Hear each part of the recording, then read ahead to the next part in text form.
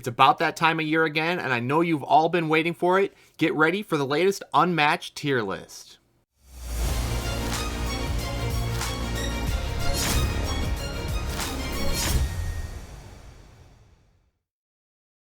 If you're a fan of the channel, consider supporting me on Patreon.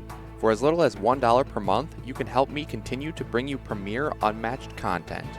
Unlock exclusive rewards by becoming a patron today.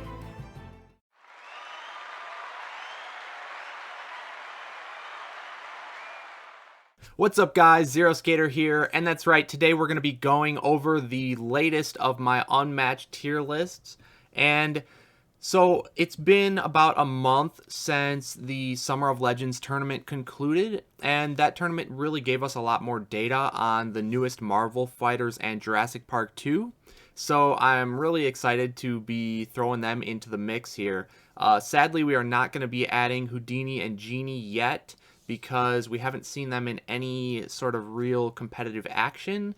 They're not even officially released yet, but they're supposed to be shipping this week, so get hyped for that. But anyways, we're going to hold off on that one for now, even though you may already know my thoughts on these fighters. They're super fun and I think quite good, but time will tell. So anyways, we're going to be going over everything up until Jurassic Park 2 set, and I'm super excited to get into it. But as always, guys, be sure to attack that like button if you enjoy the video, and subscribe for more Unmatched content. And let's not wait any longer, we'll jump on in and talk about the latest Unmatched tier list. Alright guys, so here we are on Tier Maker as always for the list, and the different tiers we're going to be separating the fighters into are going to be the top tier, the high tier, the high mid tier, the low mid tier, the low tier, and the bottom tier. So, this is going to be my own personal opinion. Keep in mind, you know, it's not the end-all be-all of all tier lists, but I would like to consider myself pretty experienced in the game of Unmatched, but I have not played every matchup out there, so there's going to be things that I am unaware of or that I missed, so take it with a grain of salt. But it's going to be based on tournament results as well as my own personal experiences, and we're going to start at the bottom tier and we're going to work our way up to the top tier, and I'm going to try and go in order, so it's going to be worst to best within each tier. And if you haven't seen my previous tier list video, I definitely recommend you go check that out, because you're going to be able to see a lot of changes in this one. And I'm going to talk a bit about the movement that certain characters have done either up or down in this new meta based on where they were previously, given all the new fighters that were released.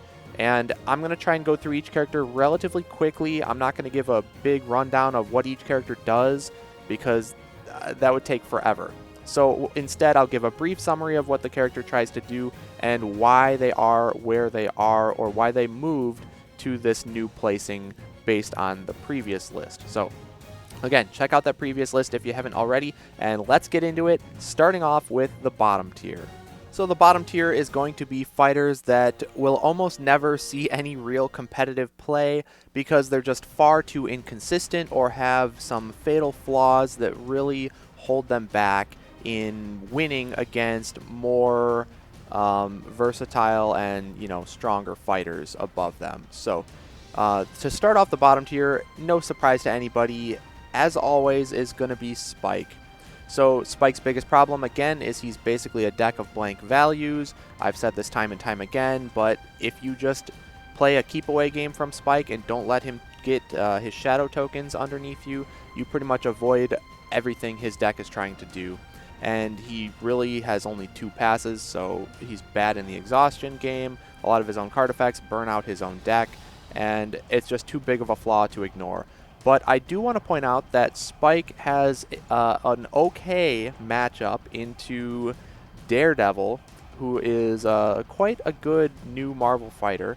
And so it's just funny to see little matchups that he kind of stands a chance in. Again, it's not a great matchup by any means, and I don't think it's even a winning matchup, but some people out there say that it may be.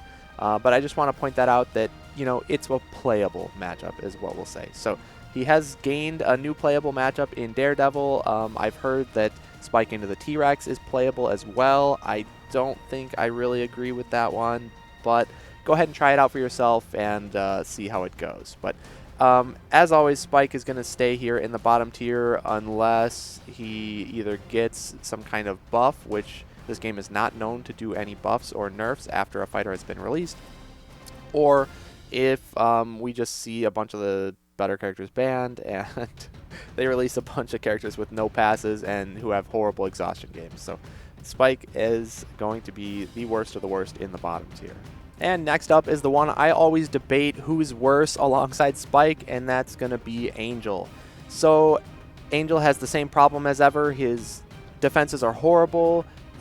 He has a very bad exhaustion game with his ability drawing him a bunch of cards. He has no real good cards to use, just a handful of blank 5s essentially, and a sidekick who is actually very strong but dies off super easily, and then you're just a slow guy who runs at people and tries to hit them for 5s and hope that closes out the game, which of course it never does because that's not good enough. You need bigger values, you need good card effects, you need a solid exhaustion game or defenses that can actually withstand some hits. And Angel has pretty much none of that, so he is doomed to the bottom tier. I guess some notable matchups with the new fighters are that he maybe has a chance against Luke Cage because his 5s can actually hit over Trash Talk without having your turn be ended, and you do have some auto damage potential, which is really good against Luke because of his low starting health and no healing. So that's a playable matchup. Once again, kind of like the Spike issue. It's just playable, and that's the thing. It's not a winning matchup by any means, but go ahead and try it out. You might have some fun with it. But for now, Angel is going to sit here as the second worst, maybe tied for the worst in the bottom tier. And then rounding out the Buffy tier trifecta is going to be, of course, Willow. So Willow's big problem, as always, is the RNG, or the randomness involved in her deck, and the fact that her own card effects burn out her deck quicker than most other fighters with all the blind boosting, and she really just doesn't have enough sustain in order to close out a game if the opponent is playing well defensively. And you have no exhaustion game because of how much self-milling you do to yourself with the blind boosting and all that. So same problems as always. She really didn't get any better with the new fighters released. I can't think of any matchup that you really want to choose Willow into. Again, I'm not a Willow player, so there might be some playable matchups within the new fighters, but I don't know of them personally. But she didn't get any worse, I don't think, and I still think she's a little bit better than Spike and Angel because at least when things go well for Willow, she can actually do some things with her deck and have some big damage and, you know, body block with her sidekick and just kind of be annoying like that. So she's actually got a little bit more going for her when things go her way. So that's why I put Willow just a little bit above Spike and Angel, but still the trifecta of worst characters in the game at the bottom tier. So I think Willow is there to stay. And then rounding out the bottom tier, as much as it hurts me to put him there, I'm going to have to put Dr. Jekyll and Mr. Hyde. So if you guys missed it, there was an Unmatched Monster Mash event ran by Tommy Elliott and hosted by Darkblade.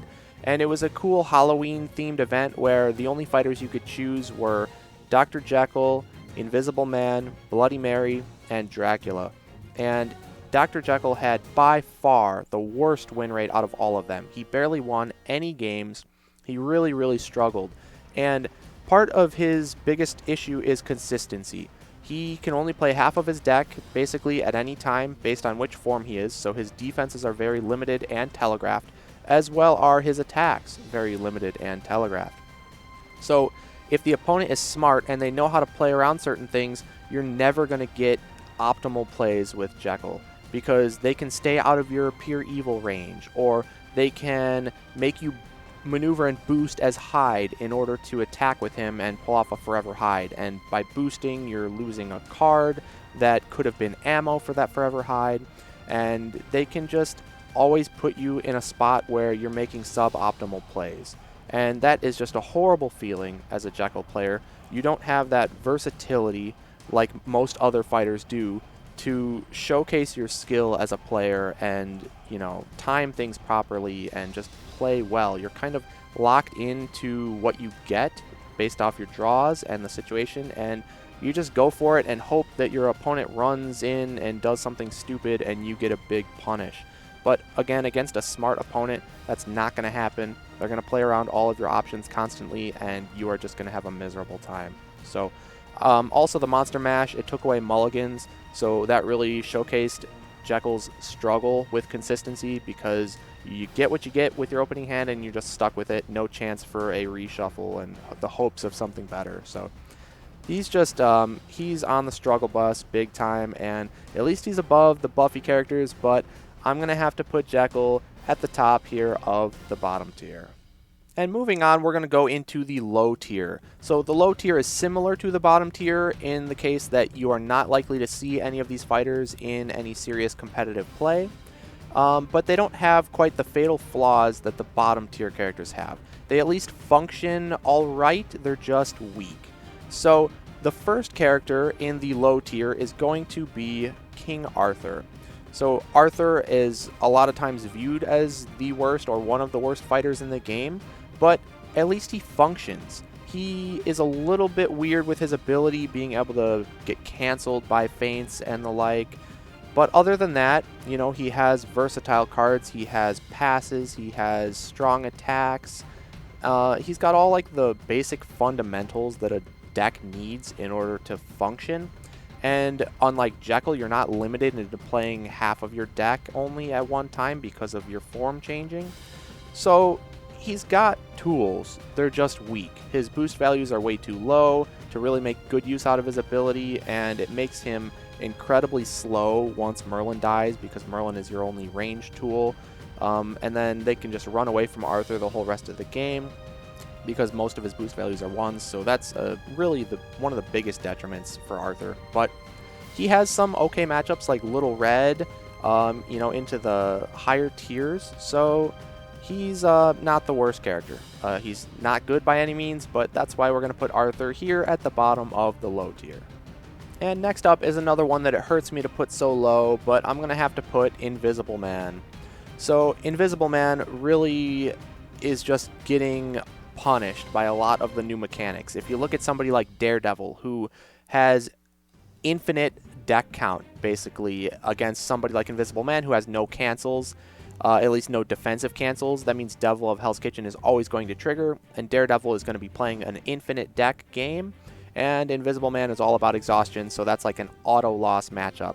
And then you have characters like Elektra, who are just really, really powerful in the exhaustion game, that can just beat Invisible Man. And also Invisible Man is just susceptible to dying to Elektra's Resurrection Fist combo, because again, he has no defensive cancels. So that fact that he has no defensive cancels is a huge detriment, and is really going to harm him more and more moving forward as we see crazier and crazier effects tacked on to attack cards. And so that's a huge flaw. He also has just weak damage output overall if you're not including exhaustion, and so if newer fighters have strong exhaustion games, that just hurts Invisible Man more and more. Now, I do want to point out that he does have a good matchup into Luke Cage if you know how to play it right, and he's okay into Moon Knight actually, and he's also okay into Ghost Rider. I've won all 3 of those matchups before. Now, you still really have to know what you're doing with Invisible Man, because he's very difficult to play, has a lot of micro decisions that you need to be on point with. But if you know what you're doing, he can have some success into some of the new Marvel fighters, particularly Redemption Row. But in general, his lack of cancels and weak damage output is really going to harm him moving forward, so we're going to have to put him here in the low tier. And then next up is going to be Buffy. So Buffy is the only really viable fighter out of the Buffy set, and that's because she has, again, the basic fundamental tools to be viable. She's got some decent movement effects, she's got some auto damage, some healing, some decent sized attacks. She's a move 3 fighter, which really helps a lot, and based on the sidekick, you have either some hand control or some extra offense with Xander. So she's alright, and she was never bad per se, and she's still not the worst. As you can see, she's in the low tier, not the bottom, but she's just getting outclassed by all the crazy new stuff coming out in the game. Like, you look at how crazy good the exhaustion game is for Elektra and Daredevil, or you look at the crazy damage output and defensive capabilities of Luke Cage and Moon Knight, or the ridiculous offensive pressure that the T-Rex puts out. And a character like Buffy really just can't keep up. So you might think that, oh, she would be okay into Electra because she can move through the hand and keep attacking Electra. And maybe that might work okay. Go ahead and try it out. I personally haven't played it. In theory, you would think that's good, but I just still think that overall, Electra is surprisingly good at exhaustion game. And so she's probably just going to outlast Buffy because Buffy just doesn't have enough damage output overall. So I think Buffy just struggles. It's almost a case of power creep in the case of Buffy at least. A lot of the other fighters, don't worry, a lot of the other fighters can still hold up against the new Marvel fighters, but somebody as bland, I want to say, as Buffy really struggles with that. So for now, we'll put Buffy here in the low tier. And then to round out the low tier, I'm going to have to put Bloody Mary. So sorry, Chad, but I do think Mary is low tier. She just has a really hard time consistently pulling off her ability, which means that she just doesn't quite have the damage output to close out most matchups. And as we saw in the Monster Mash, I mean, she did okay, sure, but she was beating maybe Jekyll and Invisible Man, who were, you know, lower on the tier list than she is. So I think Mary just really struggled, and I thought we'd see maybe some more Mary play in the Arsenal format during Summer of Legends, because once you start to eliminate a lot of the top tier characters or higher tiers, then you rely more on the mid tiers and whatnot. But even then, it was very rare to ever see Mary picked, because she just, when you throw her into any random matchup, she's not likely to win it. So she's very much a counterpick fighter, much like Invisible Man, where you want to pick her specifically into certain matchups, and in Arsenal, that just doesn't work out most of the time anyways. And so Mary is kind of relegated to a format like Conquest, where you can guarantee certain counterpicks. But even then, you got to know what you're doing with Mary. So sure, maybe Chad can do it, but I don't know about most people's capabilities with Mary. I know I wouldn't be comfortable playing Mary into most fighters. So she's a blast to play. She's a lot of fun. So don't let me discourage you from playing her in casual games, but we're looking at a competitive tier list here. And so in that situation, I'm going to have to put Mary here at the top of the low tier. And then moving on to the low mid tier. So the mid tiers are fighters that you might see here and there in competitive play, especially in a format like Arsenal, where a lot of the top tiers and upper tiers are banned out at the start. So the mid tiers, I separated into high mid and low mid. They're all relatively close, but definitely there's a distinction between the two, because the low mids are much less often seen and have a good number of, you know, bad matchups, whereas the high mids are pretty well rounded, just maybe not with the highest win rate. So to start with the low tier is quite a fall from grace, and that's going to be Robin Hood. So Robin Hood just got obliterated by so many of the new fighters. His matchup spread got so much worse. If you look at Robin into somebody like Ghost Rider, there's almost no hope. Or somebody like Elektra, who is so good at exhaustion and has a bunch of ways to block out Robin from being able to attack her. Or even Bullseye, who's just got so much aggression to pack on to Robin, and somebody like Moon Knight, who can hit so hard over Robin's low value defenses.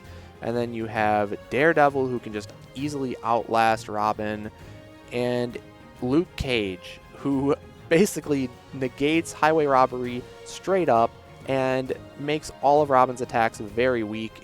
It's almost impossible for Robin to have the damage output to close out that matchup. So he just got hurt so bad by the new matchups, not to mention the T-Rex, who can just eat 13 health like nothing. So Robin is just really, really struggling due to matchup spreads. He's still pretty good fundamentally. He's got a lot of aggressive tools. His ability is great for positioning, and he is ranged with a lot of sidekicks who have some good attacks like highway robbery and ambush. So Robin is still fundamentally sound. It's just that his matchup spread got so much worse with a lot of these new fighters, and we've been seeing a trend of new fighters being released who obliterate Robin. So Hopefully we see that turn around and Robin can rise back up in the tier list a little bit, but for now, he's going to be stuck at the bottom of the low mid tier. And next up in the low mid tier is going to be Bruce Lee.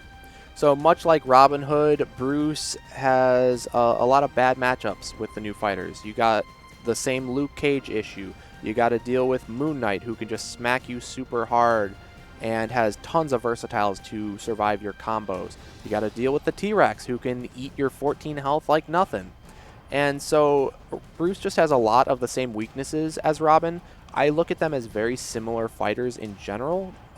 Bruce is kind of like a melee version of Robin, and he still has the ability to hop back to make it so your opponent can't double attack you for the counter attack. They have to likely maneuver up first and then attack, at least if they're melee. So very similar to Robin, but I see him as the melee version, so they share a lot of the same weaknesses. Bruce can still do pretty well into some of the upper tiers like Little Red or Yananga, but when you look at the new Marvel fighters, I really don't see Bruce doing well at all against anybody except maybe Daredevil. He can do decently because of his combo chains. He can run Daredevil out of defenses pretty easy and not give him a good chance to cycle and go infinite on you.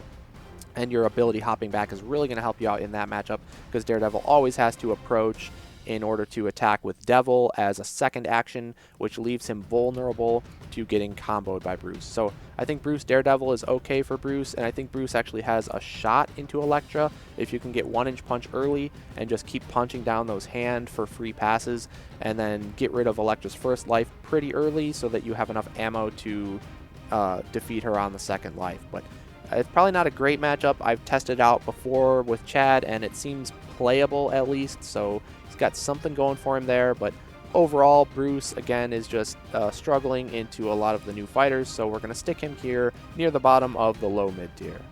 And then next up for the low mid tier is going to be the Raptors. So you're starting to see kind of a trend here in the low mid tier. These fighters are all pretty similar, and the Raptors are very similar to Bruce, where they want to be very aggressive and combo people. And instead of having Bruce's ability to hop back, they kind of go in, they throw out a bunch of attacks, and then they spread out and they retreat for a couple of turns and build back up their hand, and then they go in again. So it's kind of a little bit different of a play pattern from Bruce, but they're still very similar in the fact that they want to be hyper aggressive and catch people off guard with combo attacks for big damage when they run out of defenses. So if you look at Raptors into some of the new fighters, I think they're not great. They have similar issues to Bruce and Robin, where their damage output is limited, and they're just going to struggle a bit. But I put Raptors above Bruce and Robin because they have a little bit more volatility, and when you're going into bad matchups, that is what you want, is volatility. Because if you play all the games like pretty consistently into a bad matchup, you're just going to consistently lose. But if it's volatile, at least some of the times things will go really well for you, and you'll be able to sneak out a win when you probably shouldn't have otherwise. So that's why Raptors, I think, are a little bit above Bruce. I think they can pull out the win against Daredevil if you catch him without defenses and just combo him.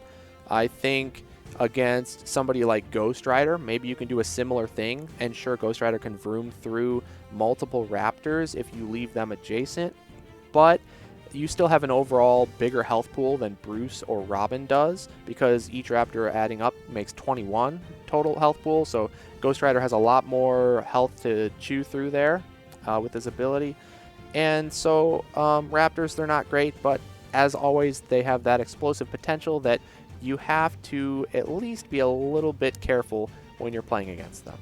And then sticking with the trend, next up we're going to see Bullseye. So yet another aggressive fighter with a low starting health, similar to Robin Hood, but some big damage output. So Bullseye is in the low mid tier because mainly he is a solo fighter, so he doesn't have any sidekicks to body block or create an artificially bigger health pool. He doesn't have any healing. He only starts with 14 health. His defenses cap out at a 3 value, which is very low. Now, the things he has going for him are his offensive pressure, being able to attack from almost anywhere on the board at all times. It lets you put on the pressure and keep up the tempo very well. Because if you use 2 of your cards to attack your opponent as both your actions, they have to use 2 of their cards to defend, but you might have dealt some damage, and now you're even on cards. So if they maneuver in and they attack you, well, sure, they might have gotten some damage in, but then they're opening themselves up to another double counterattack. And when the opponent attacks Bullseye, most likely he has a movement defense that lets him move very far away yet again, and then still in range to double attack for the counterattack. So it makes it tough for the opponent to keep up with hand advantage, because Bullseye has his scheme that is massive card draw and huge tempo play, because it also gains an action. So it allows Bullseye to just keep throwing out attacks. And he's got a lot of mind games, because you don't know if it's for my next trick that's just going to bait out something and give him another action, or if it's going to be the 3 value that lets you boost, and that could be a 6 value attack. So it's really tough to tell what he's throwing out at any time, and you don't have enough feints to stop everything. So even though he doesn't have a lot of high printed values, he just does have a lot of damage output overall in his deck. And it's just a matter of, can he optimize it, or can you play well enough around it? Do you have enough card draw or a high enough health pool or healing that you can outlast him and beat him in exhaustion? Or, you know, can you just hit hard enough to where he's on a shorter timer than you are? So he's really interesting to play as and against. He's a lot of fun, but I think he struggles into a lot of the characters above him on the tier list. And so because of that, we're going to stick Bullseye here in the low mid tier.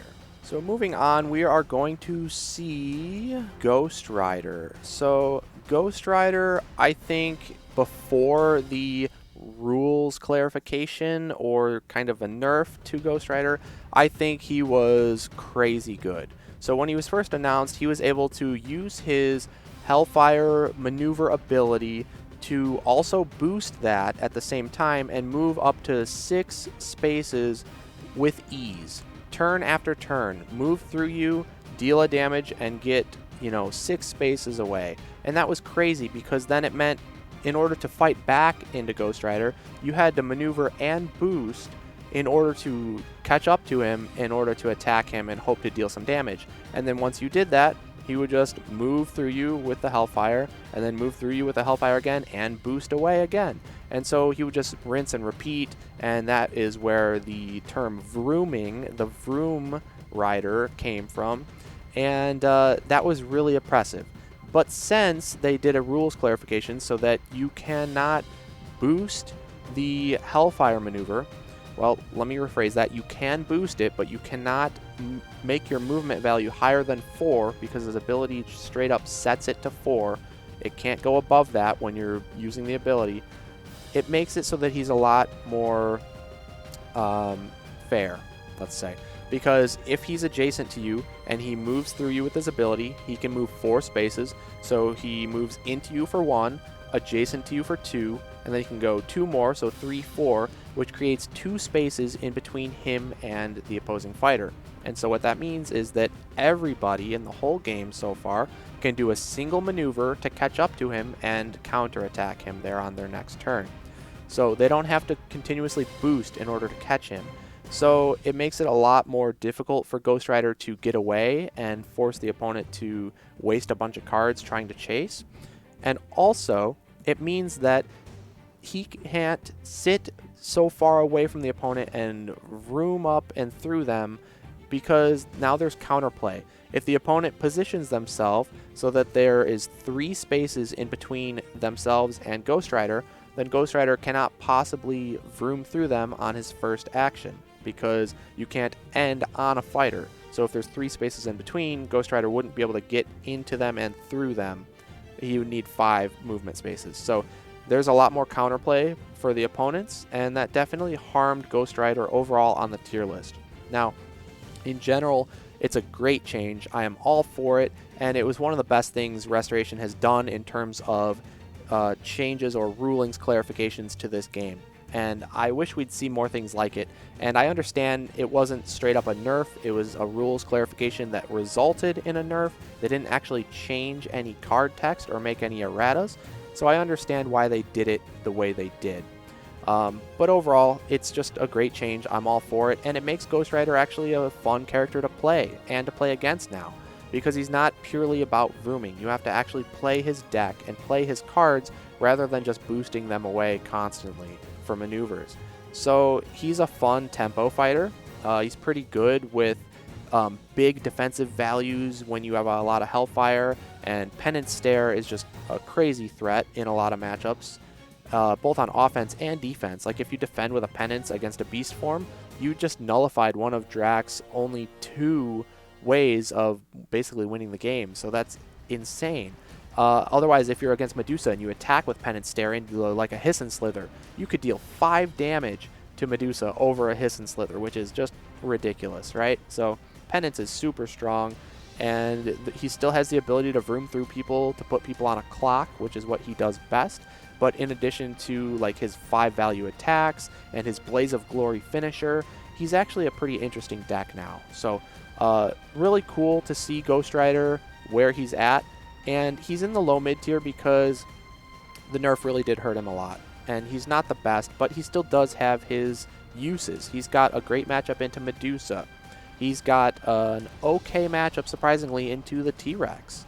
And I haven't played Ghost Rider into all the new fighters, but he's also pretty good into Elektra, which is a big one because Elektra is really, really good.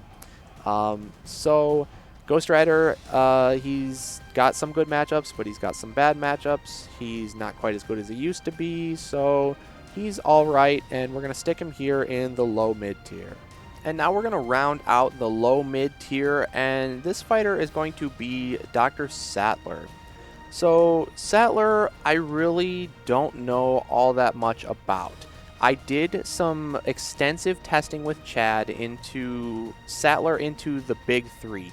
And I will say that she just got destroyed by the big 3. No chance.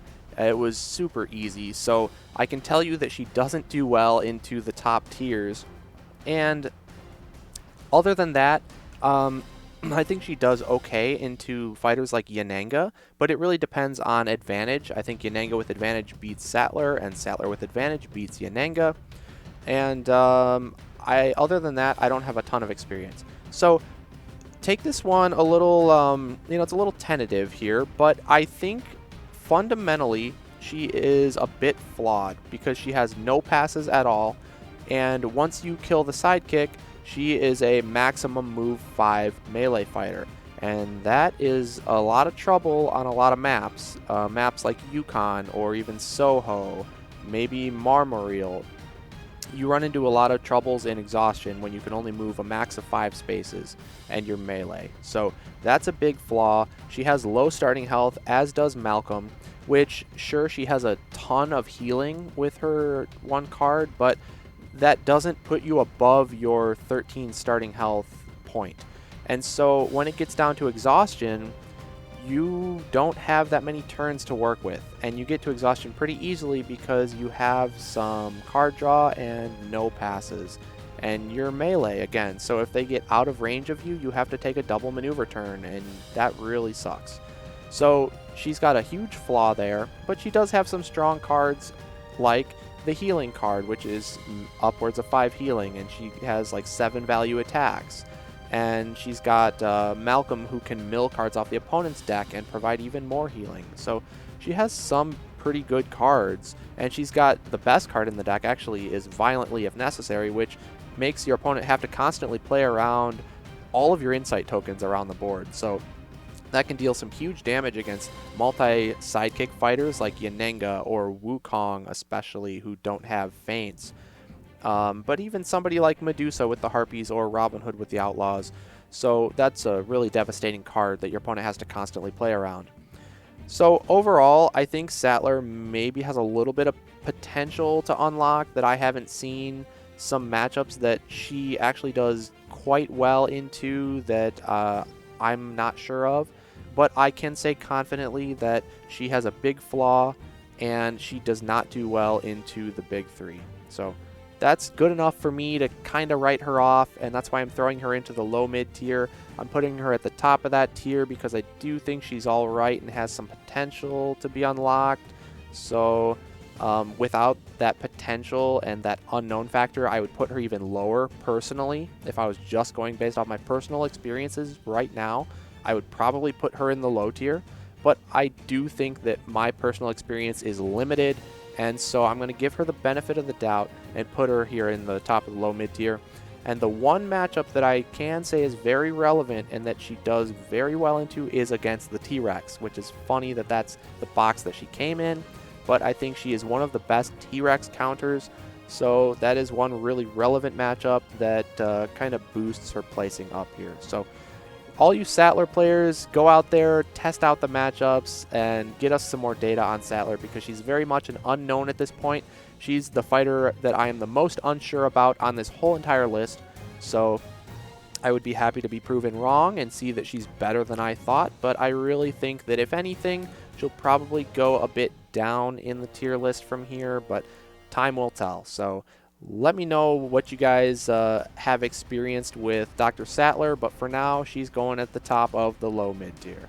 And then we're going to be moving on into the next tier, being the high mid tier.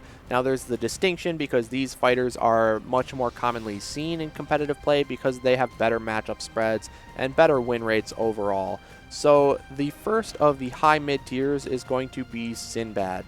Now Sinbad's had a bit of a fall from grace just because, again, I think he's being outclassed by a lot of the newer fighters, and I think he's a very linear style of fighter where he just wants to maneuver and attack, and that's his basic play pattern in almost every matchup. He doesn't have a ton of ways to deviate from that formula, so it makes him a little bit predictable. But he's still pretty strong. His voyages get to ramp up like crazy, and his movement going up is huge. Which lets him kind of dictate the pace of the game when it gets to the later game where you have more movement than your opponent does. And he is still very much threatening into some of the higher tier fighters like Yanenga and Little Red. He is an absolute monster against both of those, and those are very relevant fighters. So that keeps him, you know, in the upper tiers, the upper half at least of the fighters. But overall, I'm not super impressed by Sinbad. And so he is falling a bit, and that's why I have him here, at least in the high mid tier, but he is going to be the lowest fighter within that tier. And next up is going to be one of my favorites, is Beowulf. So he's not really in my top 5 anymore, but he's probably in my top 10 favorite fighters list. And Beowulf he's always been pretty good, but with the introduction of Battle of Legends Volume 2 and the bonus attacks, that definitely harmed him a lot because he has a very limited quantity of defenses, and a lot of the Battle of Legends Volume 2 fighters are very good and high tier. So that pushes Beowulf down out of the high tier himself, but he's still pretty viable. I think he's great into Luke Cage because he has very good quality defenses, even though not a lot of quantity. So he can reflect any of Luke Cage's big attacks with Grendels. He can match their values with something like War King, and he can hit with something like Ancient Heirloom that Trash Talk does not cancel, and it will deal 4 damage over a Trash Talk. And Luke only has 13 starting health, so if you do both your heirlooms for max, that's 8 damage out of the 13. You have 2 auto from Wigloff, that makes 10, so you just need to find 3 more damage. He does really well into the Luke matchup. So looking at the other ones, he does pretty even into Moon Knight. I think he does pretty even into Daredevil as well, if you know how to play that one. I've tried that one myself, as well as the Moon Knight one. So I've actually tested all of those, and he doesn't do the best into Bullseye, but he can do okay if you have a good defensive hand, and the card draw lends itself to you, you know, getting lucky with drawing defenses.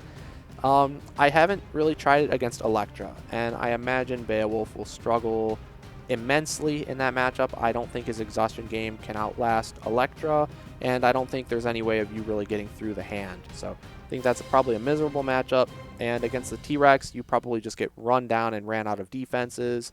And against Sattler, you're probably fine. But actually, it's probably not the best into Sattler because Grendel is very ineffective because Sattler's printed values are very low. And even though you might be able to smack her pretty hard, she can heal it back. I think you'd have to beat Sattler in exhaustion, which I haven't tested it out, so I'm not quite sure how that one goes. But Overall, Beowulf has dropped a little bit, but he remains pretty strong and pretty viable and a relatively flexible fighter overall, so we're going to stick him here in the high mid tier. And the next on the list is another blast from the past. That's going to be Mr. Robert Muldoon. So Muldoon used to be very much a high tier, if not top tier character back in the first tournament meta. But these days, again, Battle of Legends Volume 2 hurt him pretty bad because Yanenga is a menace to him, and Wukong as well. So that hurt, and a lot of the new Marvel fighters, if you look, I mean, you have Elektra, who is just an absolute menace to most everybody. You have Daredevil, who can definitely go infinite on Muldoon, but I think Muldoon has some counterplay, so I think that's a pretty even and very interesting matchup, actually. I think Muldoon probably struggles into Luke Cage unless he gets advantage. And same thing against Moon Knight. I think Muldoon really needs advantage there, but he can do okay into them. I think he probably loses hard against Bullseye because he really can't stop the aggression. And I think he loses against T-Rex on most maps. So overall, I think he kind of is in a similar spot to where he was in the previous list after Winter of Champions. But I'm not really a Muldoon player, so I've seen some decent matchups, I've seen some bad matchups for him. Overall, he's okay, so we're going to keep him here in the high mid tier. Next up is one I'm really excited for, and that's going to be Alice. So I think Alice actually rose quite a bit in the new meta because of a couple things. A, being Arsenal. The format that was used in Summer of Legends very much lent itself to a good meta for a lot of the high mid-tier fighters because you're able to eliminate a lot of the top tiers that give them problems and kind of level the playing field, so it let them shine. B is the fact that Alice has a lot of good matchups into the newer fighters because I think she is one of the better fighters actually into the T-Rex, and I think Sattler matchup is pretty even. And then I think Alice has a pretty even, if not favored, matchup into both Moon Knight and Luke Cage. And I think Alice wrecks Daredevil. And I think Alice has a decent matchup into Ghost Rider as well after Ghost Rider's been nerfed. So overall, I think the only new fighter that Alice actually struggles against is Elektra. Otherwise, I think she has even or positive win rates against all the rest. And so that really brought Alice up an entire tier, I think. And I have a renewed faith in Alice play. And Alice has always been one of my favorites. She was the fighter I gravitated towards when I very first started the game and only had Battle of Legends Volume 1. And so she's been one of my favorites the entire time. I just don't play her a ton because the meta didn't really lend itself well to her. But in recent ladder seasons as well as in recent tournament, I think Alice was able to shine a lot, and so I'm really happy to put Alice here, and I would love to see more good Alice matchups coming up in the future because she's just so fun to play. So I'm happy to put Alice here near the top of the high mid tier. And to close out the high mid tier is going to be Moon Knight. So Moon Knight is a very good character. The thing is, I don't think he wins many matchups by a huge margin. So I think he's around 50%, if not a bit higher in most all of his matchups, which is why I'm going to put him here at the top of the high mid. But he's not as meta relevant as a lot of the characters above him because, for one thing, he's kind of hard to optimize. He's pretty easy to play and have decent success, but to really optimize him and make him shine, you got to really have an intricate understanding of him and his game flow because it's all about optimizing your different forms.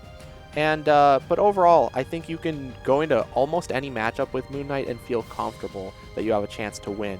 The only couple that I really think are almost unwinnable and really give you that feeling of, oh great, I just lose this, is Elektra and Wukong. Because Elektra and Wukong are very similar in their sidekick walls that they can set up and really prevent Moon Knight from ever getting in on the actual hero to deal any significant damage.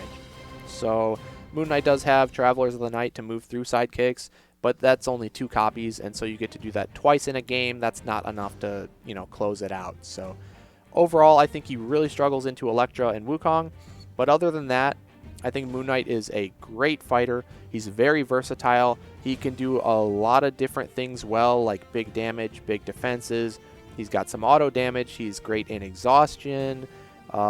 He's got some disruption with the card that lets you look at your opponent's top 3 cards and get rid of a key card out of their deck before they even have a chance to use it, which is just crazy. So overall, Moon Knight is very good, very versatile. It's just that he doesn't win by significant margins like some of the characters above him. So I'm pretty happy with his placement here, and he's going to be at the top of the high mid tier.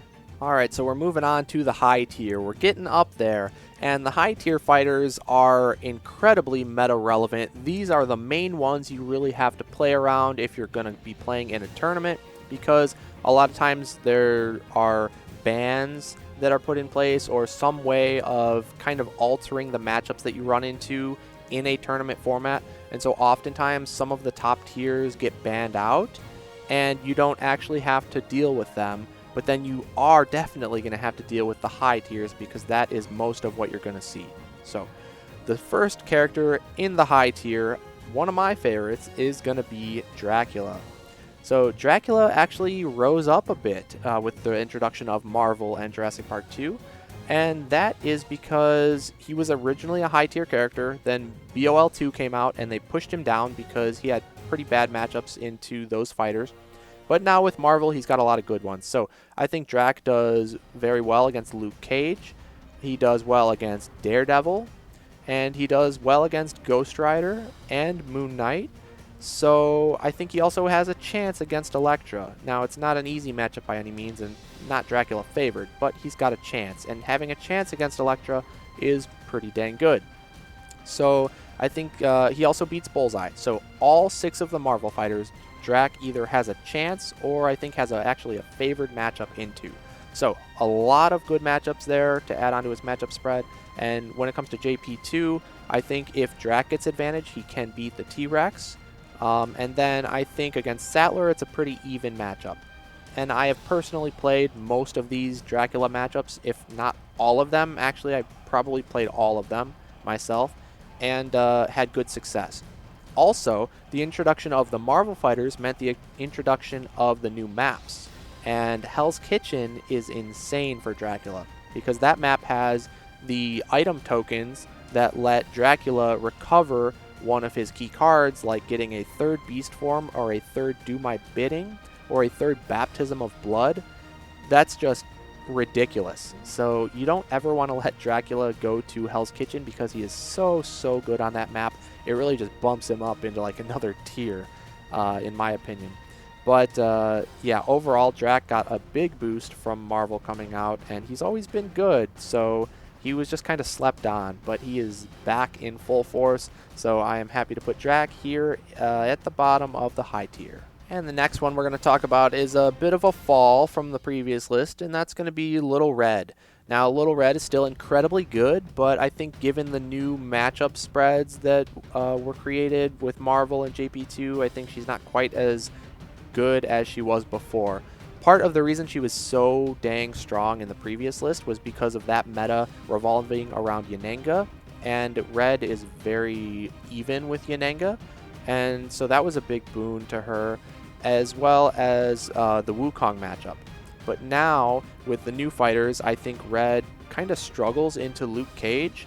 You might think otherwise because of all her auto damage, but she actually doesn't quite have enough auto damage that's easy to pull off because she's taking trades constantly, and Luke is dealing more damage attacking with a 6 over a Once Upon a Time than he's taking in return, right? Because a 6 over a 2, he's dealing 4, he's taking 3. It's a positive trade for Luke. So there's a lot of weird positive trades that Luke can do to put him ahead and really put the pressure on Red. So I think Red struggles into that matchup. I think she can struggle into the T-Rex, especially if T-Rex has advantage. And she does pretty well against Daredevil, which that's a good one. And I think she has a chance against Elektra. Being able to recycle her what large hands you have against the hand is really good because it's like a pass and easy kills on the sidekicks that are really annoying. So that's pretty good there. I think she does pretty well against Ghost Rider because of her ridiculously high health pool. Because if Ghost Rider wants to shut off Red's healing, he has to kill Huntsman first, which is 9 health. So that's not easy to do. And if you don't kill Huntsman, then Red just heals with the Huntsman schemes.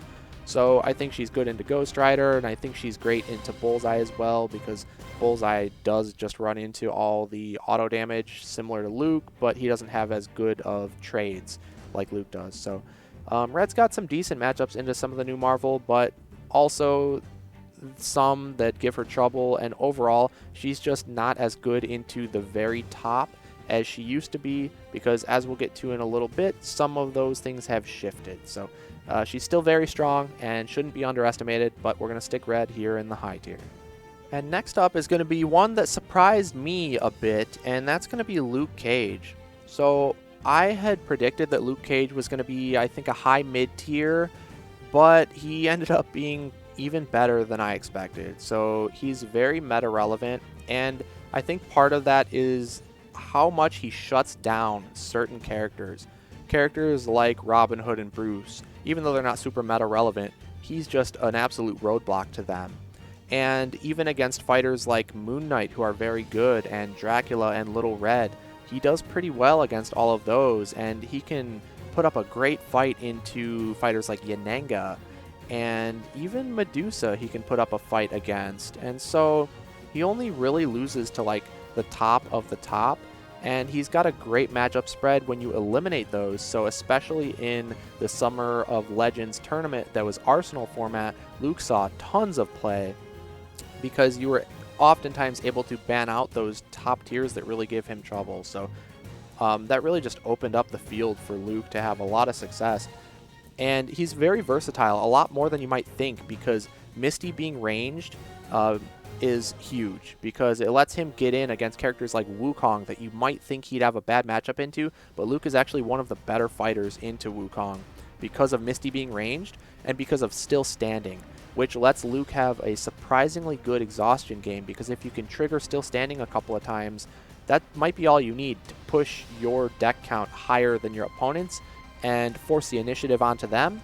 And then if you can force the initiative onto your opponent as Luke, you're in a great spot because you have crazy defensive capabilities like Trash Talk that you can cycle multiple times with the still standings, and your ability giving you a passive 2 defense. And anytime they come in, if they have to aggress on you, then you get to counterattack them, and that sometimes means double attacks, which can be very, very devastating with all of your high printed values.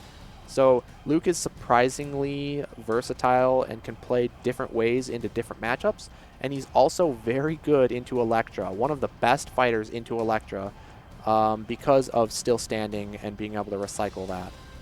So do not sleep on Luke Cage. He's very strong. Even if you have an even matchup, you need to play carefully and know what you're doing, because if you go in at the wrong time, you can risk getting mega punished with his huge values. So don't leave yourself with low defenses against Luke, because he's going to hit you hard. And so Luke here is, again, very surprising, but I think he deserves his place here in the high tier. Next up is going to be Achilles. So Achilles kind of surprised me as well. I always thought he was pretty good since his release in BOL2, but he was like not quite at the level of Yananga and Wukong in that meta. But now I think, again, with the introduction of the Marvel fighters, he gained a lot of really good matchups. So Achilles is one of the biggest Luke Cage counters. He also does quite well against Ghost Rider because of his huge health pool. And same thing against the T-Rex. He's got so much health and good defenses. And once Pat dies off, he can counterattack the T-Rex for damage and card draw in order to keep up with Rex and try to outpace her, actually. So I think Achilles is one of the best into the T-Rex. And also, similarly to how he just smacks so hard into Luke Cage, he does the same to Daredevil. So Daredevil's weakness oftentimes is heavy hitters. because sure, he might always have defenses, or most of the time be able to have defenses unless he's up against a combo character. Somebody like Achilles and Alice and Moon Knight similarly, and even Luke, they just smack so hard that they can handle Daredevil. So Achilles also being able to cycle extra feints is very good against fighters like Daredevil or even against Bullseye.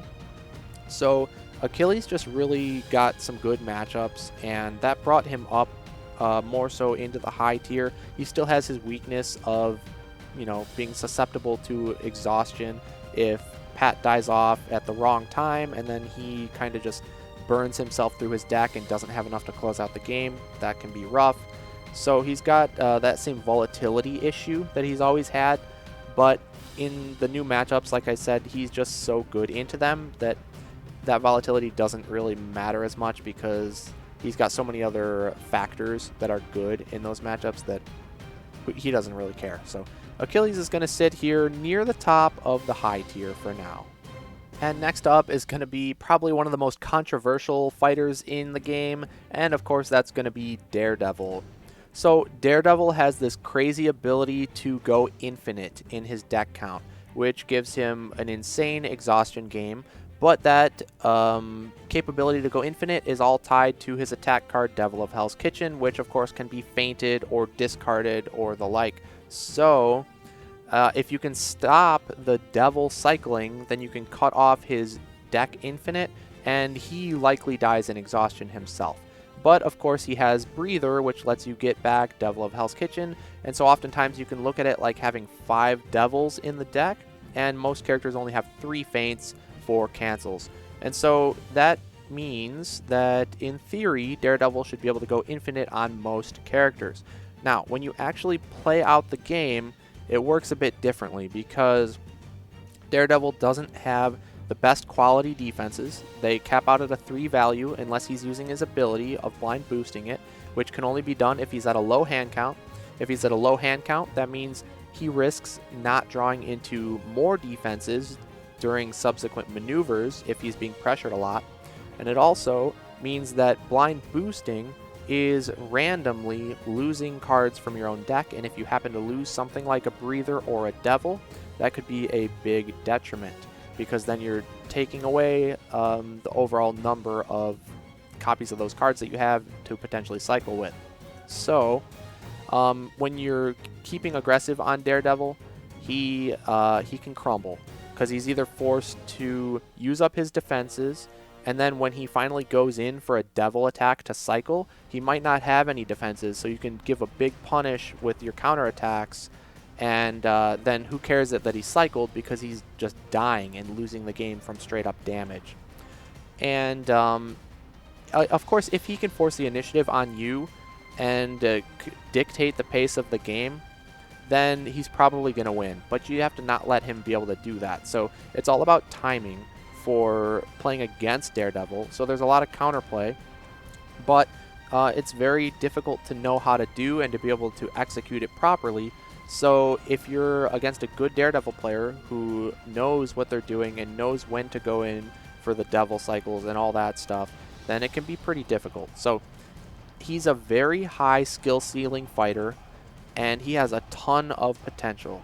His ceiling is super high, but if you don't know what you're doing with him, you can definitely fail, and he seems pretty bad. And then of course, even if both players know what they're doing, there is a lot of RNG with Daredevil. So anytime there's RNG involved, like with Willow, or like even Achilles has a bit of that, you could just get screwed over by the RNG, and there's nothing you could do about it. You just got unlucky, and that sucks.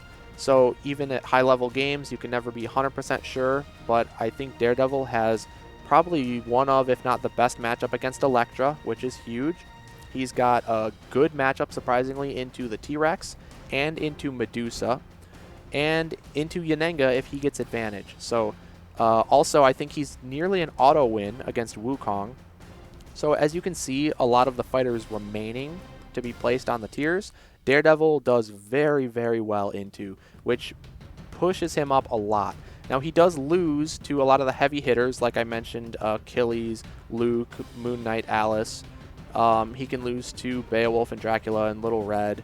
So he can lose to a lot of the people around his tier level, but he pretty much auto wins against anybody who doesn't know how to play against him. So he demands his opponent, regardless of what fighter the opponent is playing, he demands that that opponent have a good understanding of how to play against him. And if not, he's kind of like a noob killer, so to speak, because newer players don't understand the intricacies of deck counts and exhaustion play and all that. And so Daredevil can just prey on that ignorance and really just punish people who don't know how to play against him. So he can be super controversial, but overall, I think he's fine. He's not like S+ tier like everybody thought he might have been at the start, including maybe myself, but he is still very good. And I've seen Chad is probably the best Daredevil player I've seen, and he does some crazy stuff with Daredevil and can make certain matchups that seem pretty unfavorable seem okay. And he's just very threatening. So it's all about the timing with Daredevil and how he can force the initiative and get that deck advantage. So he's a very interesting fighter. I'm not a huge fan of him myself, but I got to give him credit where credit is due and place him here near the top of the high tier. And then sitting at the top of the high tier is one of the most hated fighters in the game, being Sun Wukong. So Wukong is very oppressive in a lot of matchups. And although he got some matchups that he struggles a bit in with the new Marvel fighters, like Ghost Rider, who can vroom through the clones and deal a finisher with Blaze of Glory guaranteed because Wukong doesn't have any cancels. And then Bullseye, who can pressure Wukong over the clone wall because of his ability to attack 5 spaces away. And Elektra, who is able to outlast Wukong in the exhaustion game. And Daredevil, who can go infinite on Wukong because of Wukong's lack of cancels. And T-Rex, who can just eat him up because of her large character ability, being able to attack over clones and having AoE to deal with the clones and just charge in and get Wukong himself. It might seem like he has a lot of struggle into the newer fighters, but he is still very oppressive and he demands an answer from the opponent. So he makes you play in a certain way. He usually always dictates the pace of the game because of his clone wall. Your opponent has to get through the clones in order to get to him and deal any significant damage.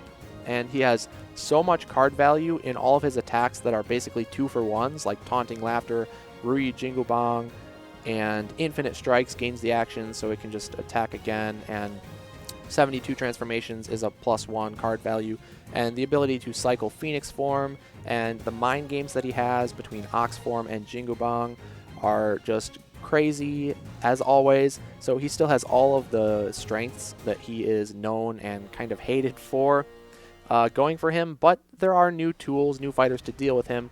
But I'm still going to put him at the top of the high tier because he demands an answer from the opponent. He is probably one of the most like lopsided fighters in a lot of matchups, where he just completely shuts you out and you almost have no chance of winning if you run into Wukong with a certain fighter, like somebody like Alice or Sinbad, who are very linear, gameplays. You just gotta move and attack. You're never really gonna be able to get to Wukong, so you almost just automatically lose right when you queue up that game. So Wukong is kind of a problem there, and he's an incredibly big threat in tournament formats because when you have a draft, the pick ban or whatever it is, Conquest, Arsenal, anything, Wukong's always going to be hovering up there near the top because, again, if you can force certain matchups to be played, then you can give yourself an inherent advantage by having Wukong into those favorable matchups. So the Monkey King's a menace, as always. He's going to stay here at the top of the high tier. And finally, we are moving into the top tier. So this is just the best of the best, the top of the meta. These are the fighters that you got to worry about when you're going into a tournament. You got to have a plan for them, whether it be picking them or banning them or a combination of both. Depending on the tournament format, you're going to have to consider these top tier fighters because they are very, very strong. They have significant strengths that are more than anybody else in the game. And starting off the top tier, we're going to be going with the T-Rex. So the T-Rex is much better than I ever imagined she would be. But having a 27 health fighter is crazy. And she draws a card at the end of every turn of hers, mandatory by the way, so it's not like Bigfoot where it only happens sometimes, which definitely puts her on a clock, but that doesn't matter if you're utilizing those cards and that hand advantage to keep up the aggressive pressure on your opponent and convert those cards into damage. And you have way more than enough damage to close out the game against pretty much any fighter, regardless of you being on a clock towards exhaustion. So you shouldn't have any, trouble closing it out. You have Reckless Lunge, which deals 3 auto damage. You have Muscle, which just ignores your opponent's card value, essentially dealing 3 damage through anything. You have Commanding Impacts that are 5 damage and card draw.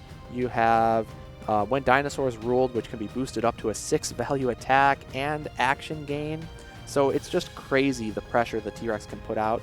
And sure, she's lacking in defenses, but that doesn't matter if your opponent is so worried about dying that they're constantly running away and trying to draw defenses rather than counterattacking you and engaging. And so in a format like Arsenal, where you can guarantee T-Rex has advantage, that is just crazy, because T-Rex with advantage is a completely different beast from T-Rex with disadvantage. Because in disadvantage, I think a lot of the fighters underneath T-Rex here could actually do pretty well into her and beat her pretty consistently. But in advantage, I think she is just one of the best and an incredible threat. And it's like Raptors, on steroids. It's like what the Raptors wanted to be initially, just this hyper aggressive, volatile fighter. But T-Rex does it much better than the Raptors ever did and probably ever will do. Just the health pool means that until you start taking exhaustion damage, you don't really have anything to worry about for counterattacks, because the opponent again has so much pressure put on them that they have to run for their life. And because you don't know, this is kind of a general tier list, so you don't know the format. T-Rex in disadvantage is much worse. T-Rex in advantage is crazy, but overall, if you take the average, I think T-Rex is still this good. She's good enough to be in the top tier, deserving of her place. She's at the bottom of the top tier because she does have a weakness to strong exhaustion play, but not a lot of fighters are equipped to do that well enough on, the majority of maps. So T-Rex has shown to be an incredibly threatening force in Arsenal format. I'd be very curious to see if we did a Conquest tournament how T-Rex would fare in that environment, because when you can counterpick T-Rex guaranteed and you can guarantee that you are the one with advantage against T-Rex, I think that definitely could turn the tables. And so in that case, would people even still pick the T-Rex as often as they did in Arsenal? I'm not sure. They might kind of stray away from T-Rex, and then her relevance in the meta would fall. But that's all just speculation, right? I would be really interested to see. Maybe we'll get to see that at some point, but for now, just overall, T-Rex is a menace. And when I first opened that box, I thought that she wasn't that good because her printed values weren't that high. Commanding Impact was the biggest printed value, which is only a 5 when there's fighters like Bigfoot who have 6s. And I thought the clock that she was going to be put on was going to be a bigger detriment to her than it really is. And I thought all of her self-damaging would really put her behind in health. But it turns out that the self-damage is kind of just trading with the actual damage you're doing on your opponent. And when you have 27 starting health and they have 18 or less starting health, when you guys are both going down health at the same time, you're going to end up winning that race, right? Unless they counterattack you often in order to land their damage. But T-Rex can actually block surprisingly high with a boosted Thrash unexpectedly and save herself a lot of health there and maybe deal some auto damage. And then you risk something like Terrifying Roar, which keeps you in place for a double counterattack. And the fact that Dinosaurs Ruled can attack chain into just a ridiculous amount of damage dealt in one turn is very threatening. And that toss-up between should I feint this because I'm trying to feint one of the like auto damage cards or the dinosaurs ruled action gain? Or is it going to be the commanding impact and I want to throw out a big value, but if I throw out a big value, it could be the auto damage one, and then I just wasted my good defense. So the mind games that T-Rex has are really, really important and very impactful. So I think I've said enough about T-Rex, but I think she's deserving her place here in the top tier, and I'll be very interested to see where she moves on the tier list moving forward. Next up is one of the original members of the Big Three, and that's going to be Bigfoot. So Bigfoot is one of my favorite fighters to play, surprisingly, because when you play him against a lot of the other top and high tier characters, I think it's actually creates a lot of very interesting matchups.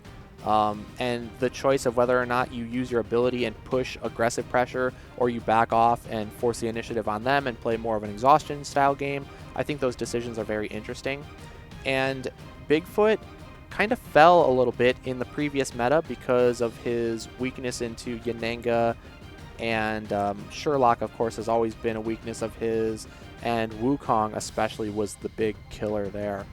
But now, again, with a lot of the new Marvel fighters, I think he gained more good matchups than bad. I think the only bad ones are Elektra, and Elektra matchup, I mean, it's Elektra, so that's kind of expected. And otherwise, I think he does great into Daredevil, being a heavy hitter. He does great into Luke, also being a heavy hitter. He's got heavy hits to deal with Ghost Rider, and now that Ghost Rider's been nerfed, I think Bigfoot has a fine chance there. And I think he has way too many cancels for Bullseye to handle and too big of card values, so that's probably horrible for Bullseye. And against Moon Knight, it's a pretty even matchup. I've actually played that one a good number of times, and it's a very fun one, actually. Very fun, very even. But, and Bigfoot destroys Sattler because he's got way too many cancels and Sattler's card values are horrible. But, yeah, it's really just the Elektra matchup that Bigfoot struggles in, so he gained a lot of good ones, so it kind of brought him back up into major relevance. And I think he's a little bit slept on, actually, at this point. I think a lot of people see Bigfoot as the poster boy, you know, for the fall from grace of the Big Three that he once was. But I think people are sleeping on him. I think he got way better in this new meta, and he's definitely deserving of being a top tier. I think into T-Rex, Bigfoot is one of the best matchups, and so that was huge. It was very important in the Summer of Legends tournament with the Arsenal format, because Bigfoot has card draw ability to keep up with T-Rex. So if he wants to play that game of outlasting T-Rex, he can do it pretty well by just double maneuvering away and using the ability to draw a third card. And so that keeps up with Rex's card draw, and you can put the Jackalope in the way and even send the Jackalope in for some big attacks. And he's got a ton of movement, so he can cut off T-Rex's combos very reliably with things like Hoax, and also your cancels. Like your Imagination is not quite as big of a punish if you run it into the commanding impact as a feint would be, because it's a 3 value cancel instead of a 2.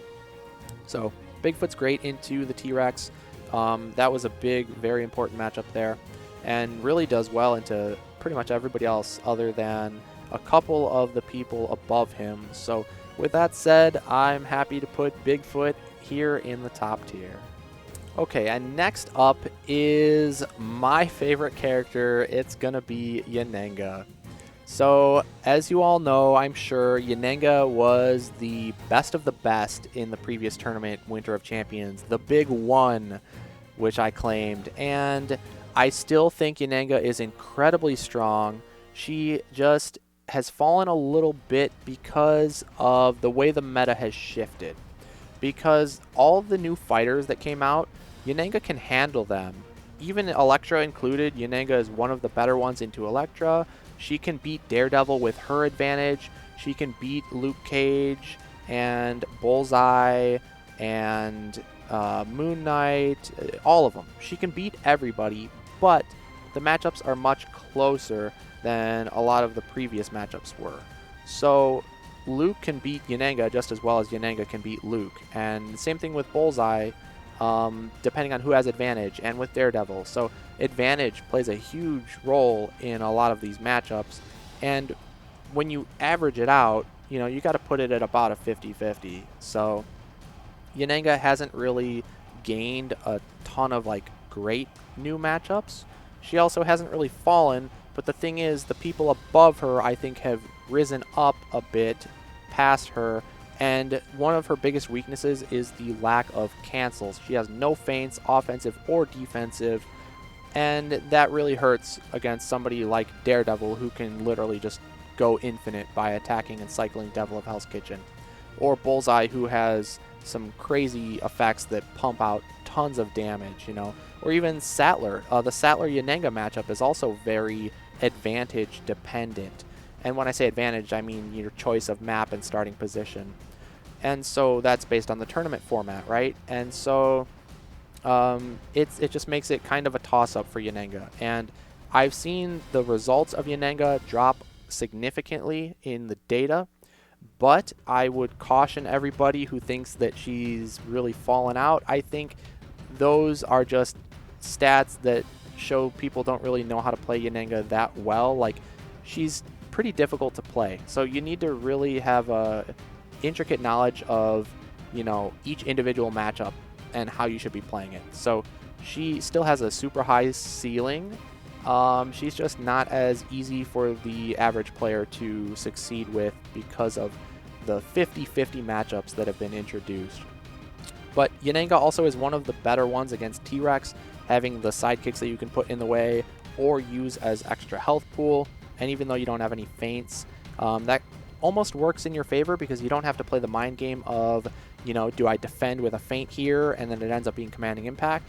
All of your defenses are pretty solid in both scenarios. You know, a Stallion Charge gets you out of combos. It's also a 3-value block, so if it's the impact, you only take 2, which you can push some onto the archers potentially. And if it's like one of the auto damage cards, well, you didn't waste a giant, you know, value block on it like a Jaws of the Beast. So I don't know, Yanenga has kind of a lot of in-between defenses which work well for those coin tosses that T-Rex does with other fighters and the feints. So Yanenga is definitely one of the best against T-Rex and one of the better ones against Electra, so still incredibly meta relevant, just not quite the big one that she used to be. And we may see her fall more in the future given her lack of cancels. That is a big weakness, but she's just so strong in every other aspect that I'm not surprised to, you know, have her stay here remaining in the top tier. And now we are left with 3. So is this the new big 3, you may ask? Well, when we were playing the Summer of Legends tournament for Arsenal, a lot of times people would talk about the big 4 because in that tournament format, you would pick 4 fighters at the start and then you'd reveal them and you'd ban out any mirrors. And so it was a big debate on, well, which 4 fighters are the best? Which 4 do I want to pick? And so people were talking about the big 4.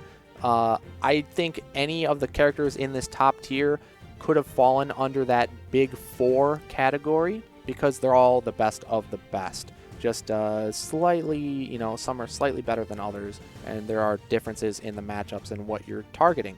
But anyways, we're down to 3. So the next up on the list is going to be Medusa. So Medusa was once the best character in the game back in the day. She is still incredibly strong. It's just that she has fallen a little bit because the matchup spreads. Once again, I'm going to keep going back to this because that's what this is all about. It's how good are you into the majority of the cast. And if you have more bad matchups, well, you're going to drop on the tier list. So Medusa has all her same strengths with, you know, being able to discard a huge amount of the opponent's cards, upwards of 6 cards, which makes them, you know, lose 20% of their deck, which is just ridiculous. She's got huge attack values with Second Shot boosting up to a 7, or potentially Gaze of Stone, that threat, dealing 10 damage if undefended, is still as big as ever. And her ability giving auto damage for the pings and the harpies are super annoying and actually have really strong card values, so they're tough to get rid of. Medusa's just really got it all. She's move 3, she's ranged. I've already preached this. You all know how good Medusa is. But let's talk a little bit about the matchups. So she's actually okay into T-Rex, but it's kind of a 50-50. If T-Rex gets advantage, I think T-Rex can definitely take out Medusa, which is pretty scary, but that's T-Rex into most fighters with advantage. When it comes to Daredevil, I think Daredevil can actually do very well into Medusa if you know what you're doing. But on average, I think Medusa is going to beat Daredevil more often than not, especially against inexperienced Daredevils. Medusa should win. Against Luke Cage, same thing. I think her auto damage really just, it's too much for Luke to handle because, sure, Luke can use Misty for a while and get damage, and have Misty take the pings, but eventually he's going to have to go in because Misty will die off eventually. And then Luke's going to have to get through the Harpies himself to even reach Medusa, and he's going to be taking ping damage, and there's momentary glance for auto damage, and if Luke doesn't trash talk the second shot, it's still huge damage. So that one's not the easiest, but Luke does have a chance. And then Ghost Rider is actually one of Medusa's worst matchups, I think. So Ghost Rider can still just vroom through Harpies with ease to avoid the Clutching Claw discard effects. And he doesn't really have to attack much, if at all, so you don't really have to worry about Hiss and Slither making Ghost Rider discard as well. So Medusa kind of struggles into Ghost Rider. And Medusa into Elektra is actually pretty even. I think maybe it's slightly Elektra favored, but not by a lot. So Medusa doing well into Elektra is great. And yeah, overall, I think Medusa probably beats Bullseye as well. He's, not really as relevant. And Medusa definitely beats Sattler, but again, not as relevant. So Medusa's still at the top of the food chain here. Got so many strengths, such good matchup spreads. The only new matchup introduced that she really actually struggles against is Ghost Rider. But other than that, she can handle everything that is thrown at her, so she's very deserving of her place here in the top 3. Okay, and now we are left with 2. And I don't think it's a big surprise to anybody that these are the 2 remaining, but the big debate is which one is better. Who's at the top and who is second place, Sherlock or Elektra? Well, in my opinion, the second best character in the game is going to be Sherlock, because Sherlock is incredibly oppressive, as we all know. When you're facing a good Sherlock player, you almost feel helpless in so many matchups because he's got it all. He's got a huge health pool between him and Watson. He's got the ranged sidekick in Watson.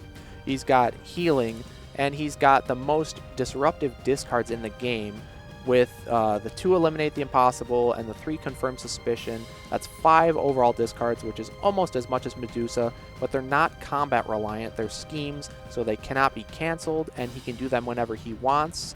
And the fact that you just get to rip apart the best cards out of your opponent's strategy is just crazy, and the amount of auto damage that he has is insane with all of his counter punches and his Master of Disguise schemes and his Confirm Suspicions, and the amount of passes that he has is ridiculous.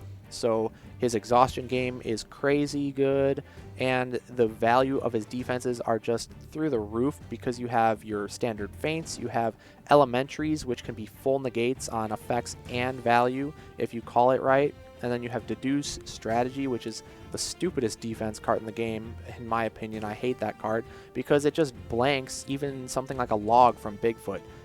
Most attacks, deduce strategy will just completely nullify, changing them to their boost value.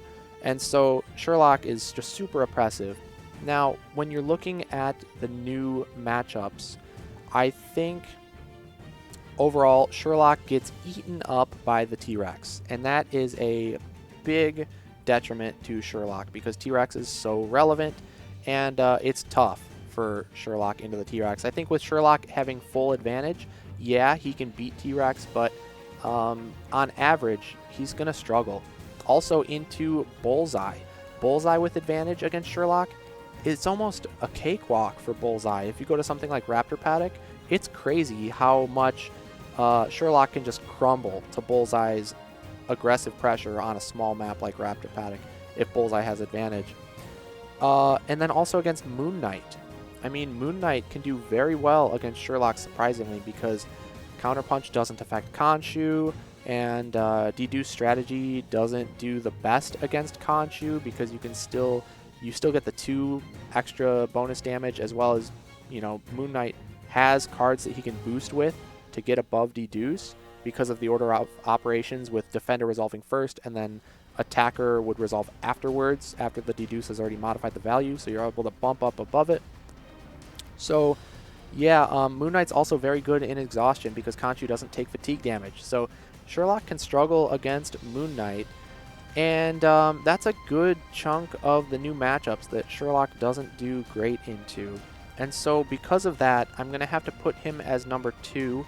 Now, that's not to say that he's, not incredibly good. He's obviously top of the top tier here, almost top anyways, and he does so good into so many matchups, and a good Sherlock player in competitive play is so oppressive. So if you're looking to ban out a character in Arsenal, I would always pick Sherlock first every time. There's no reason not to. Like, don't put yourself in the situation where you have to deal with fighting Sherlock, because it's going to be an uphill battle. Unless you are able to set up some kind of specific counter pick, like in Conquest format or something, you're just going to struggle. So don't put yourself in that situation. Use the best tool you have against Sherlock, which is the ban hammer. Just get rid of him, don't deal with him, and you'll have a much better time. But yeah, so Sherlock is going to be the second best character, in my opinion, in all of Unmatched. So the best character, in my opinion, in Unmatched is actually Electra, and man, is Electra something else. Her exhaustion game is just ridiculous. The fact that she has a 20 card deck that you can basically run down to the ground, down to nothing, and then reshuffle it all back in, gives you upwards of nearly a 40 card deck, which is 10 cards. That's 5 full turns of double maneuvers above your opponent. And that is neglecting any anything that happens in the game, right? Because attacks essentially are passes if they're not drawing you cards. And so you can just send out the hand, do an attack with the hand, and there was a pass. Yay. And then the opponent has to get through the hand in order to get to Electra. So the wall of sidekicks is just crazy. And Snake Root Clan is the best defense in the game, because anytime they can get through and hit Electra, she can just play Snake Root Clan, which is an immediate effect, so it always goes first. And she just gets to swap with the hand, and then the hand dies off, but you get away scot-free. So Snake Root is ridiculous. She's got Ninjutsu even is crazy, a 3-value defense that lets you warp anywhere, so that's a great combo breaker. And you have your own personal feints, which get even better once you resurrect, because when you resurrect, your cards get bonus effects, and your feint now gets movement, so it's the ultimate combo breaker. And your 6, which before would deal you auto damage on the first life, when you're resurrected it's just a blank 6, so you have damage output. And obviously the resurrect combo with the fist is what she's famous for, or infamous for maybe I should say. And that's when they kill you on your first life, you resurrect, you put Electra adjacent to the opponent, or at least close to them within maneuver range, and then you put the hand as well very close, and then you maneuver up and you play Mesmerize, so you get to look at your opponent's hand and rip a card out of it, and it gains you an action. You could double Mesmerize, get rid of 2 of their defenses, and then you can just have the hand member attack with the fist, and then use the fist effect to pop the hand and get the fist back, and then have the next hand member attack, and then the next hand member attack, and then Electra attack with a 6 to end it all. And it's just a ridiculous burst of damage coming at you upon the resurrect. And because of that threat, because that's so deadly, it can kill most fighters if they don't plan for it, it makes them hold back on killing Electra the first life, because if they have a low hand count or they don't have the best defenses, they're not going to want to kill Electra and give her that potential win right there. So they're going to have to take it a little bit slower, and because of that fact, it lets Electra drag out the game even longer, drag out her deck count in that first life, and then the opponent's just going to lose overall in the long run to exhaustion, because Electra is just going to outvalue them and have more cards than they do. And it's crazy because you can even do things when you're running out of deck with Electra's first life. You can start boosting away cards on purpose just to get them into the discard pile so that they cycle back into your deck and give you a bigger deck upon resurrection. So that's a neat little trick you can do. And Electra's just, she's so oppressive. I think everybody knows that at this point. And the reason I put her at the very top is because of, again, her matchup spreads. look at everything on the board here that we have laid out. I mean, what does she even lose to? She maybe loses to, I don't know, maybe Ghost Rider, maybe Yananga, and then Daredevil. And other than that, like maybe Medusa, maybe Sherlock. I don't even know if Sherlock can really handle Elektra's exhaustion game. So I'll have to try that one out. I don't think I actually have. And part of the reason why I haven't tested a whole lot of Elektra, at least as much as I would want to, is because I just personally don't find her that fun to play as or against. It's a very long slog of a game every time Elektra is involved, and it just kind of takes away some of the fun. Now, she's a really cool design. I don't want to just completely bash the character. It's a really cool design. It's just overtuned to the point where it feels hopeless from the other end if you're up against a good Elektra player. And that can feel really bad. And I think maybe that was missed in testing because she came in a 3-pack, which was meant for 3-player free-for-all. And in that case, who cares? She's not that oppressive. And also, Bullseye and Daredevil are some of the best equipped to handle Elektra and her, clone wall, so to speak. But a lot of the other fighters just can't deal with it. And so if you look at her matchup spreads overall, she's just so good. She doesn't have any real weaknesses. Even the matchups that she might lose to are probably pretty 50-50, being Daredevil, Bullseye, Yananga, maybe Medusa. Luke Cage probably is another one that can deal with her. But I do think that Elektra has more potential to move down in the tier list than Sherlock, because Sherlock is almost foolproof to everything ever. I mean, just the core fundamentals of this game Sherlock is so good with that it's going to be really hard to ever take him down out of the top tier. And I don't necessarily think Elektra will ever leave the top tier herself, but I can see her in the future moving down a bit because of some relevant matchups that are unfavorable for her. Because she does have her weaknesses. If you can kill her fast enough on the first life, then she can't play that exhaustion game. And if you can kill her fast before she can assemble that fist combo for the resurrect, then you don't even have to worry about that as well, and you should have smooth sailing going through the rest of that second life. But overall, Elektra's she's crazy good. So again, if you're playing Arsenal, always pick Elektra. She had, I think, like a 90-something% win rate in the handful of games that she was let through during Summer of Legends, and it's not surprising because she's just that good. So don't let her through. Don't make that mistake. Always, like Sherlock, use your best tool, which is the banhammer, and get her out of here. Don't deal with Elektra if you can avoid it. But yeah, she's going to sit at the top of the food chain as the #1 in the Summer of Legends meta, and that is going to be it for the November 2022 tier list.